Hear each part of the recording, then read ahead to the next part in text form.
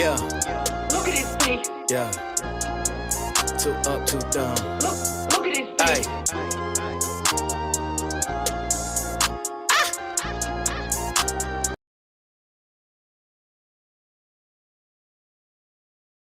yeah, Look at his face. yeah. Too up, too down. Look at his Hey, face.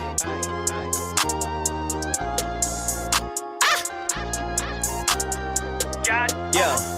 Yeah, I wanted the crown and to be celebrated. I rented a tux and I ordered a mink. Stood in the mirror like mama, I made it. Proceeded to brushing the teeth in the sink. Caught me a grill and I'm so melanated. I polished the chain, I ain't gold in the link. And I got me a baby who gave me some babies. I'm raising a lady and building a king. Too cold, you too busy running with another man lane, I guess. Yeah, too bold. I be running on the one way, never change my set like, I don't ever use my signals, yeah. I be in the lane myself, yeah. I don't gotta change my mental, yeah. And I ain't gotta chase my wealth, and I accept my daddy got a kingdom, and everything I ever got is his. If I ever got a problem, I'ma seek him. I never doubt him, been about his biz, oh man, been there. I ain't gotta ride on the wave when the ocean is his. Close with the kid with a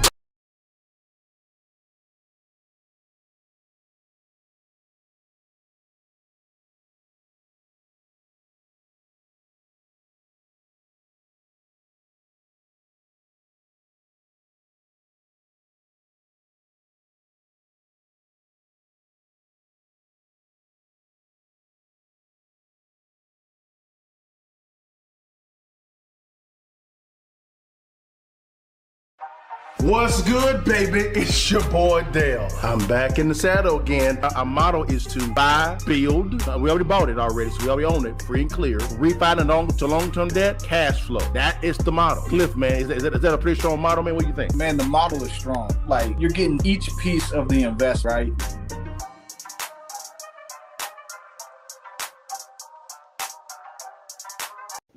What it do, y'all? It's your partner Dale and Cliff back in the saddle again for another edition of Real Estate Friday Live, man.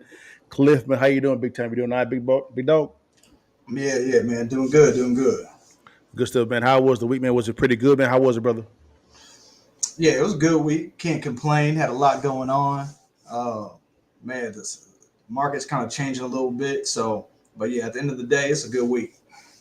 Good stuff. Did we get the bag? Did we get the bag, big dog? Oh, yeah, you know that. We got the bag. Yes, sir, man. Yeah. Yes, sir, man. Well, man, Doc, man, it's been a very good week for me as well, man. Today was probably one of the most busiest times that I had all week, man. Yeah, yesterday and today, it's just been crazy, y'all. It's been crazy. But it's good though. I can't complain about it at all, man. Everything is great, man. Let's get in with people, man. Let's go, man. So, Cliff, man, how's everything looking in the market? Man, let's jump right into it, man, guys. You know what we do every single week, man. Let's go into current market analysis, man. What are you seeing in the marketplace? What you seeing? What's going down, big dog?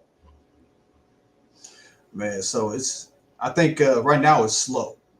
I think what's happening is everybody's expecting the interest rates to drop. So, Okay. you look at the normal time this year, it's slow this time of year normally just because you got kids going back in school. Not too many people are doing transactions at this point. So Okay. it's just a normal time to kind of slow down. Plus, you have the interest rate supposed to get cut in about a month. So it doesn't make sense to buy right now if everybody knows. Even if you talk to your realtor, you talk to your lender, they're going to tell you if you wait 30 days, it's possible we can get you a better rate. So Okay. you probably don't listen to them and wait. So I think that's probably about maybe half of it, and then it's seasonal. Okay.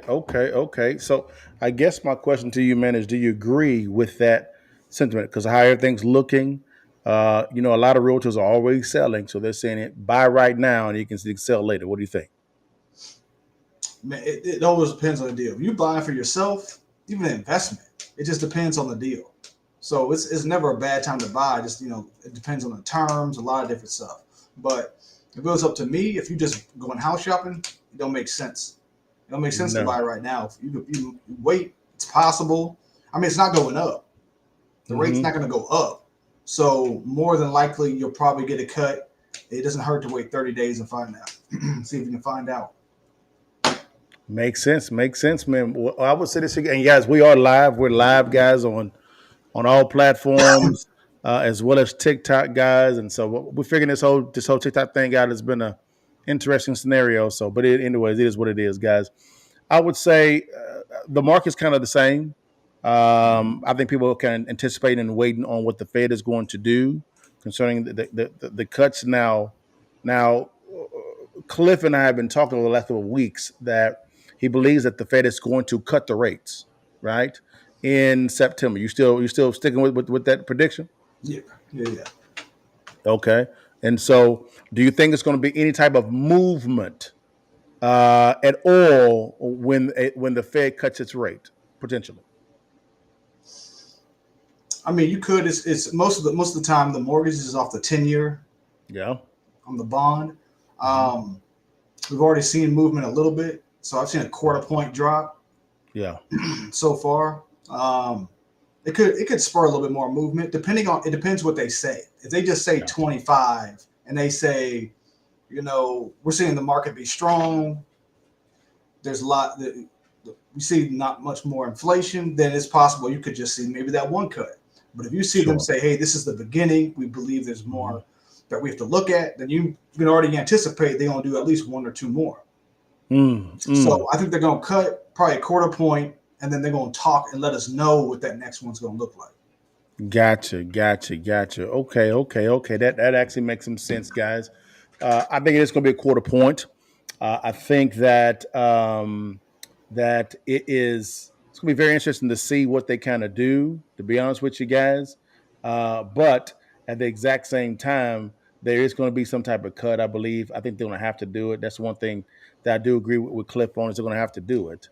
I don't think it's going to be any type of effect at all when they actually do it. That's just my opinion on that at all, because of people, what's going on with people and their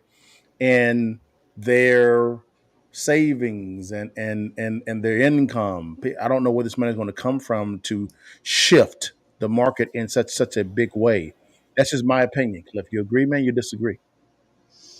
Yeah, I don't know how much of a shift it's going to be. Like I said, it's probably a quarter point drop. Yeah. On the rates. But the market is not about what it is today. The market is in the future. So it's everybody, if they're anticipating further drops, that could spur maybe a 0.5 at most. Right?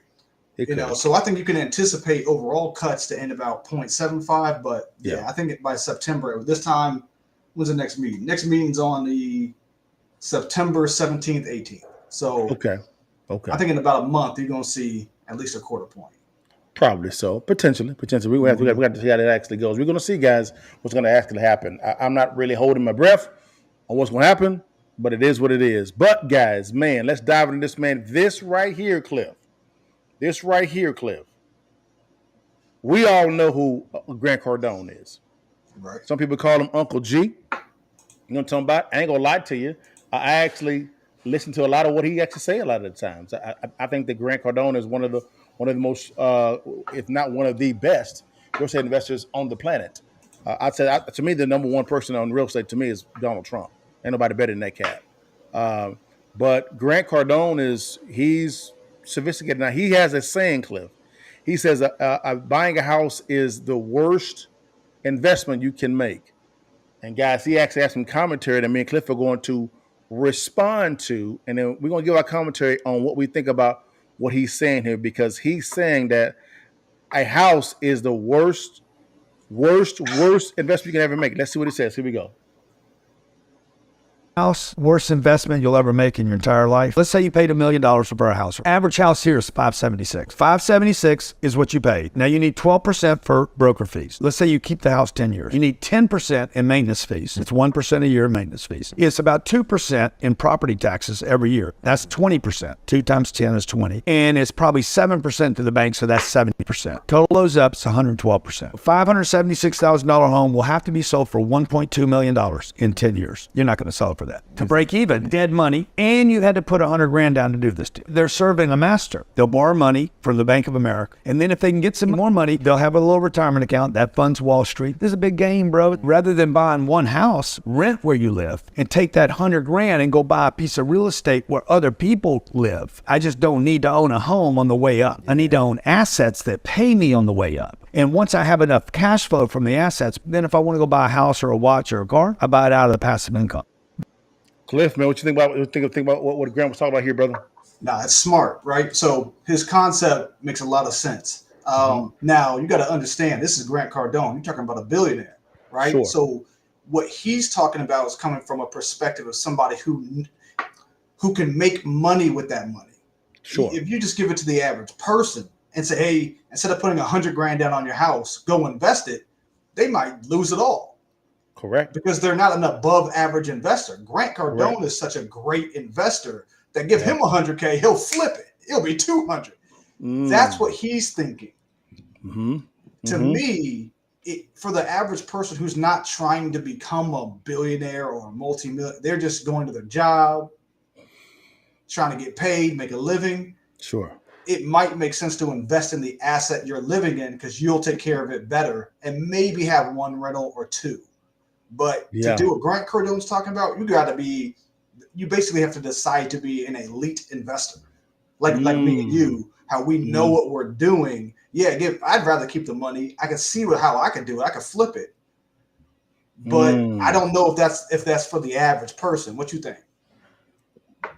Well, I agree with you with your sentiment, what you're saying there.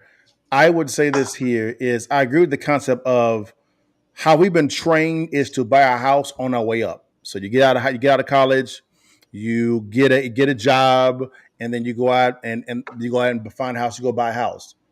And because people look at their jobs as an asset, and it's really not an asset. A job is not an asset. Now it can be a partner in your investment strategy, but it's not an asset because you don't make money whether you work or not. An asset's definition is you make money whether you work or not. An asset pays you whenever you work or not. Last time I checked, when you stop working at a job, you start getting paid. Am I right?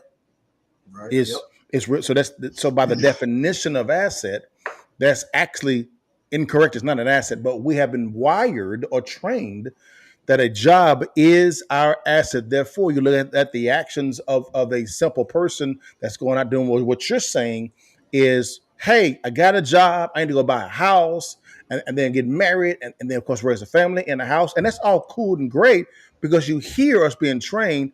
Well, when you buy a house, it's generational wealth. There's some pros and cons to that argument, which I won't go into right now. But I kind of agree with him saying that, hey, on my way up, let me go and acquire assets so that when I generate enough income in concert with my job, I can then go out and buy me a house. No problem with that at all, man. I agree with that. You agree or disagree? Yeah, no, I agree with that. I mean, it makes sense, right? But again, I think it's come from a perspective of somebody who could flip it, somebody who could make money. Like you give me 100 grand, okay, I might be able to get 10, 15, 20 rentals out that. You know what I mean? Yeah. So it's okay. Now I turned 100K into 6,000 cash flow a month. Okay, that makes sense for me. Yeah. But it depends who he's talking to, who's his audience. Sure. You know what I'm saying? Sure. Because I don't think you could take the average person who owns the average home in a basic neighborhood and say, hey, take that 100K and flip it, like Grant talked about. Well, I kind of disagree with that because with the right education, you can. The problem is, I think that when people actually leave college, they stop learning. And so when you stop learning, what normally happens? Well, your mind becomes dormant and you become complacent in where you're at. There's no growth mentality. Does that make some sense? That's what I kind of see. And that's why I see a lot of Americans are falling into now because we're in an inflationary happy society right now. And a lot of people are panicking right now because all they know how to do is to trade time for money. Go and get a job and they get paid for the time that you invested. Does that make sense, Cliff? Yeah. That's Robert Kiyosaki, right? Yeah. And that's also Warren Buffett. If you don't make money while you sleep, you'll always be broke. You'll always be Yes. chasing money. So you got to Yes. find, and let's be honest, there's only a couple of different things you can do Yeah. to earn money while you sleep. The number one thing to me is real estate. It's consistent. It's solid. My big thing is, one thing I've been preaching lately is to try to get enough cash flow to at least pay your rent or pay your mortgage. Correct. Because Correct. if that's at a minimum of, that's like basically saying, if you don't have a rent and you don't have mortgage, how much easier is it to pay your day-to-day bills? Much Correct. easier. So Correct. at a base level, how many rentals do you need to accomplish that goal? Correct. Yeah. I like that. So you're playing a numbers game, just like when this is the problem I have with a lot of consumers, is they are fully invested into a 401k, fully invested into an IRA, or Roth IRA, or 403b, or TSP, whatever it may be. And what's happening is they don't know what those securities are investing in. They have no clue. So therefore, you're trusting someone to make investments for you, and their name and the title of the person is broker, and a broker is just someone that's broker than you. That's all it is. And what's happening is they are making investments into these investments that you don't know what's going on. You don't know what the ROI is. You don't know what yield is making, but the delta, the spread, you have no clue unless someone tells you what's going on. That's an extremely, extremely passive investor. We need active investors. You agree, Cliff? You disagree? Man, once again, it depends. It depends, because if you're a trader, right, you are a stock buyer, you might be buying it, getting 10, 15, getting returns on your money. That's active though, right? That's not putting your money in and letting it sit. That's a little bit more active. So at the end of the day, wealth creation comes from activity. Correct. It doesn't come from passive. Passive is after you've achieved enough active success that you can reinvest into passive. Correct. Right? You got to be an NBA player first before you can buy enough assets to take care of your lifestyle. Yeah. Trying to do the passive first is difficult. That's what takes you a long time, going through the stock market, trying to get 10% a year. Every business owner knows you can beat 10% a year in your business all day long. But the hard part is to do that long enough to earn passive. That's the hard part.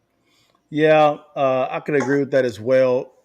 People are not patient enough to see a good return on investment. They want a microwave type of response or fruit to the investment strategy. It doesn't work at all. At all. They have no strategy, no short-term or long-term plan, and they're only doing what someone tells them to do. They don't vet what someone is telling them at all.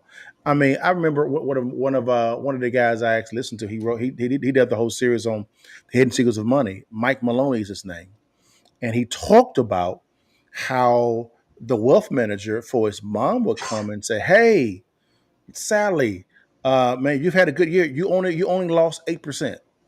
And he said, "Wait, what?" And that's a good year. He said, "Yeah, it's a good year. Most people lost 20%. You lost 8%." He said, "You're fired. We don't want to lose no money. Like, what is this?" So, but that is the thinking of people that is investing your 401k and IRA and Roth IRA. Now we're going to listen again to Grant Cardone again on Fox Business. He goes a little bit deeper into why he believes this. And then, Cliff, you and I can then respond to this. I love Grant. He's a very wise and shrewd businessman. He's a good guy. But at the exact same time, man, whoo, let's see what he says. Welcome back. Now it's time to talk about what you can do with all of this cash. Hey, let's bring in our first very special guest, Cardone Capital Private Equity Fund Manager, Real Estate Investor, Grant Cardone. Grant, listen, I was looking, I see your next real estate summit next week in Miami. Everybody wants to be in it, whether you're 21 and 43 or over 44. What are you going to be focused on?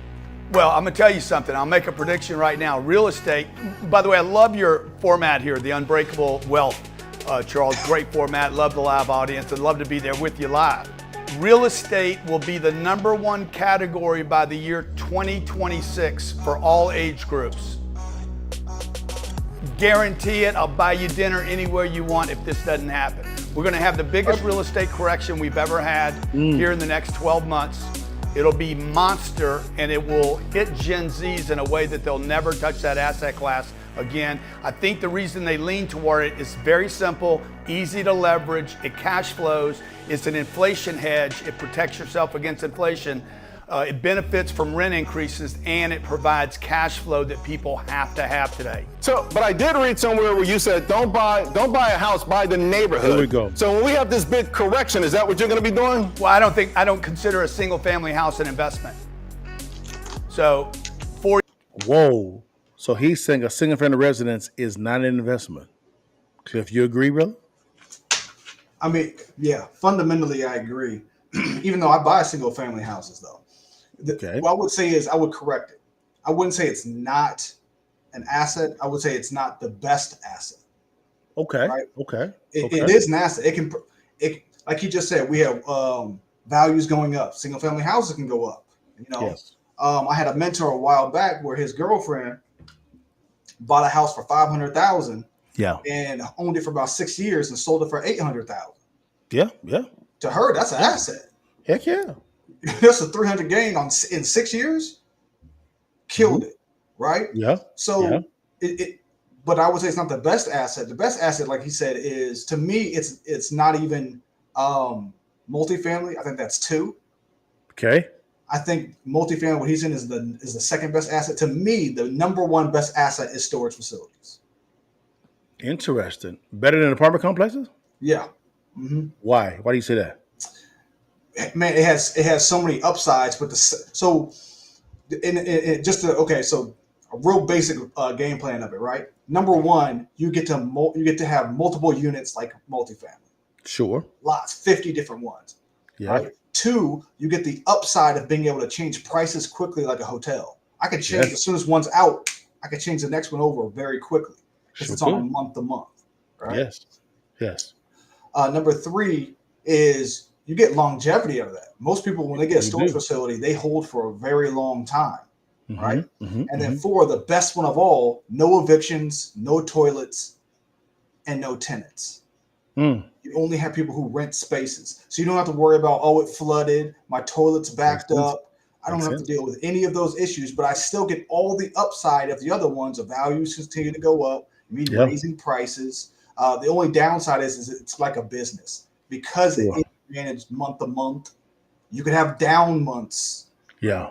Or a slump in that business for periods of time before you have to get it back, unlike multifamily, which is year leases. Yeah. Yeah.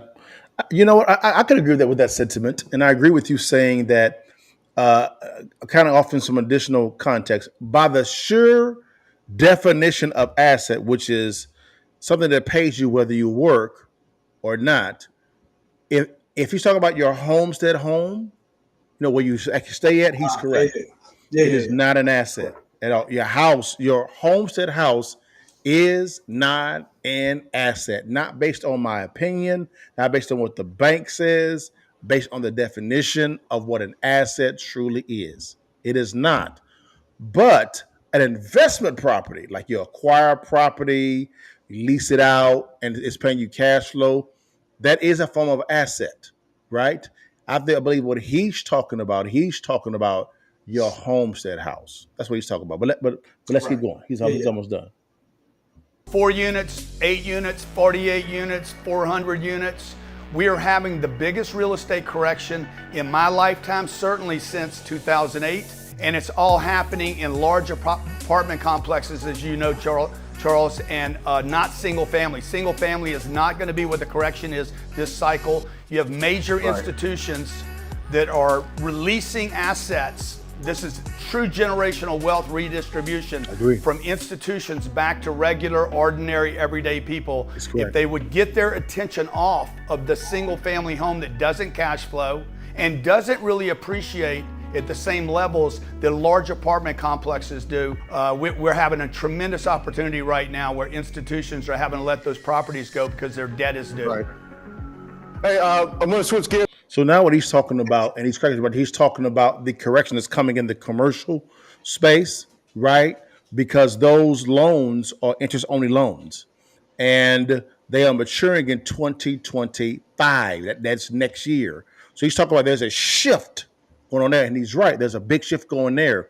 What I will disagree with him on is there's only so many apartment complexes, right?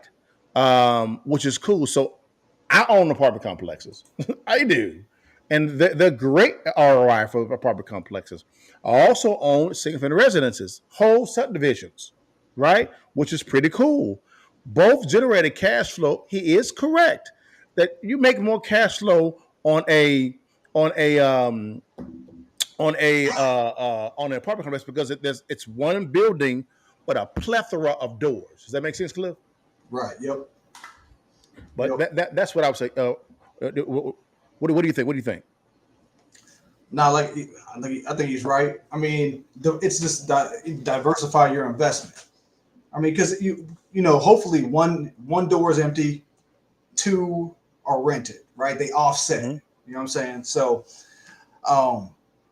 but let me ask you: you got the apartment complex, you got the houses. Which one do you prefer? Would you rather do more single family, or would you rather do more apartment complexes?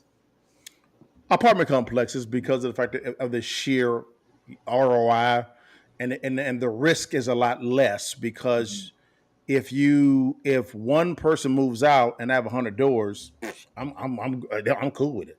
I'm fine with it because I have 99 other doors paying me, and that revenue coming in still pays for my debt service, my maintenance, all the fees, and it gives me a nice amount a month of cash flow coming in. Uh, um, and number two, when it comes to single family residences, I like those too because of the fact that I like owning homes because in my mind, there's only so many apartment complexes you can actually acquire. So therefore, I like to balance the two. Does that make sense? Yeah, the same thing. To me, I like I said, I still like storage facilities. That's me. But and apartment complexes are kind of follow that same idea. But the only problem is with single family. To me, it's the best because it's the easiest to find a great deal. Correct. So if I can do Correct. 2, 3, 4, 5 single families, and Yes. then wait for that one multifamily or that storage facility, because that happens Correct. every once a year, maybe once every 2 Yes. years on the big Yes. ones. Yes. Grant's going a different direction. He's raising capital and buying A+ assets and just letting them Yes. appreciate. I mean, Correct. on a $100 million building, it goes up 20%. You made $20 million in 2-3 years. Correct. You know. Correct. That and the thing about it, that's the big play. Like even when me and Cliff are buying apartment complexes, we don't focus on what it's called A+ apartment complexes. No, we want C-, B- properties because we want to buy it below wholesale, invest capital to increase the value, and make it a B+, A- apartment complex. We want those deals. You agree, Cliff, or you disagree? Yeah, yeah. Because there's really only two ways to really make money and doing it that way. You got one, which is Grant Cardone way, which is basically raising capital. Yeah. You can raise 10 million, 100 million. You can go Sure. get an A+ asset. It'll cash flow 2%, but you add that plus selling the property in 3 years. So that's one way. Mm-hmm. If you're not raising capital, you have to find deals. You do. If you're going to find do. deals, you're playing in the C+, D+, Yeah. and you're trying to clean them up into probably C+, B- type investments. Like there's one city, guys, that me and Cliff went into, and I ain't gonna mention the city because we may end up investing in that city. I ain't give you no damn secrets, but it's all good. We were looking at investing into I think it was a 165 unit apartment complex, Cliff. And when we got there, it was not in good condition, which is okay because we were actually kind of lending on it, which is fine. But next door to that apartment complex, there was an 800 unit apartment complex, completely vacant. Right down the street, it literally was probably a 2-minute walk. There was another apartment complex. It was only 20% occupied, and it looked like crap. It looked like crap. Yeah, This is on the same street, And we said, wait a minute, gold mine. Those were C-, C+. There wasn't no B-. No, right. there was C-, C+. You agree, Cliff? Yeah, yeah. I mean, they got deals out there. They got deals. You know what I Oh, mean? hard. Um, Residence and apartment complex deals. and you know what? And you only need one of them to come through. Just vacant apartment complexes, man. You only need one, and it'll change your situation. Oh, overnight. Yeah, Think about it. You buy a hundred unit apartment complex, and I'm gonna use a big number for. I'd say no. Let's say a 36 unit apartment complex. Let's give it right. medium size, and you buy it for below wholesale, and the ARV is $3, 4, $5 million, and you're all in at let's say 2 million, right? You now own a $5 million apartment complex with 36 units. So overnight, on paper, you have become a multimillionaire, and then you refinance to long-term debt at 70%. You've made $1 million tax-free. That's how it quickly can change. You agree, Cliff? Oh yeah, and that could all happen in what 12 months, 18 months. Mm-hmm. You can do that. You get a good enough deal. You turn it around, like Dale said. All of a sudden, you got an apartment complex that's cash flowing you 5,000, 10,000 a month. Plus, you got $1 million in your pocket. Yes, That's game sir. over right there. Game over. My man. My man. My man. My man. My man. Good for you. My man. We had to bring in Denzel on that one. I can say, my man, my man. Yes, sir, man. Cliff, real fast, man. We were looking at a property in Jackson. And this was a 36 unit apartment complex, right? Oh yeah. And I think we were trying to buy it for what, 130? Was it 130? Something like that. Yeah. $130,000, guys. Guys, we were gonna put $850,000 into it. The ARV was what, Cliff? Man, it was. I'm trying to remember what that was. 3 million, $3 million. something So like that. get the numbers. Buy it for 130. Put 850 into it. We in at roughly $1 million, right? All in. A meal ticket, all in. A meal ticket, right? And it's worth $3 million after pay value. I mean, Cliff, do the math. $3 million times 70% is what? 2.1. 2.1 million. So 2.1 million minus 1 million is what? 1.1. You have now made $1 million. And it's going to take us, what, 8-9 months to get it done, Cliff? Yeah. $1.1 million. And that's net profit. Let's just say a meal ticket. $100,000 in closing costs. Cool. A meal ticket in 8-9 months, tax free, because it's new debt. It's real simple, guys. It's not hard. Not hard, guys. So, guys, man, that's what we kind of do, Cliff, man. Man, guys, this is the reason why we offered the Cash Flow Club, guys. The reason why is because of the fact that if we can teach you guys how to find the deal, locate it, right? Vet the deal, right? Understand that, make sure it's a good deal, structure it the right way. We will bring our own capital and balance sheet and credit experience to the table, guys, and we'll fund the deal for you. We can profit split. Think about this. You have a licensed appraiser on the screen that can tell you in a matter of 2 or 3 minutes if it's a good deal. 2 or 3 minutes if it's a good deal. It's real simple. And you have me to say, this is a bankable deal. I'm a private equity investor. That's what we do all day long. Am I right, Cliff? Exactly. Yeah. I mean, basically, you just get a second pair of eyes at looking at it, making sure, because you don't want to make a mistake and get yourself in a bad position.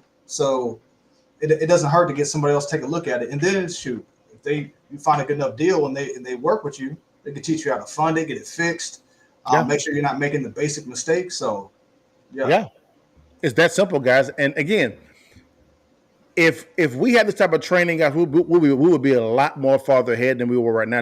Now we're far ahead now. Don't get it twisted. But Cliff, we had to learn a lot of this technique on our own, am I right? Yeah. Oh yeah.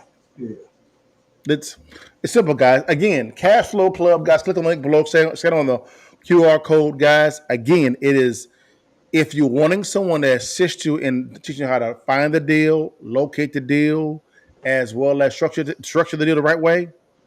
Here's his code. And also, if you DM me, right? DM me on any platform or go below it and put the word real estate in there, we will send you the link to download our free ebook on how to locate distressed properties. It's a free ebook. Doesn't cost you a dime. It's free.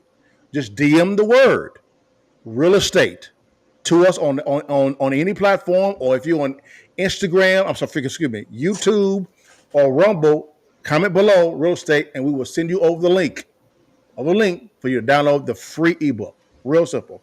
If you want to say anything, man, before we get out, big dog. Nah, just like Dale just said, check it out. Take a look, man. It's simple. You'll be able to learn from us, get more details, and we're gonna talk a lot more in detail than we're talking about right here. But you're only one deal away, so take the step and then figure it out from there. I guarantee it's gonna be worth it. And also, guys, it's an honor to have a licensed appraiser on the screen, right? So you can reach out to, no matter where you're at in the nation, guys, to confirm the value of your asset, whether it be a commercial property or a single-family residential property. You can reach out to Cliff at hunterappraisal.com. Again, hunterappraisal.com, guys. And you can schedule a time to talk with him. He'll walk you through it. He even appraise the property for you. Now, he has to be somewhere near where he's at, but still he can walk you through that process. Cliff, you want to say anything about the service, bro?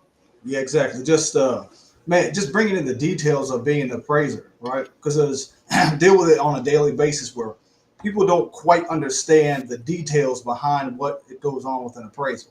They just think that you just guessing the value and you just kind of pulling out your pocket what you think the values are, or you're picking any comparables you want, versus there's actually a system that we have to follow, rules and guide statistics that we have to understand within a certain level of logic you have to apply to it. And when you don't know the rules of appraising, it's kind of, you're most likely to get the numbers wrong because you don't know the plan. Yeah.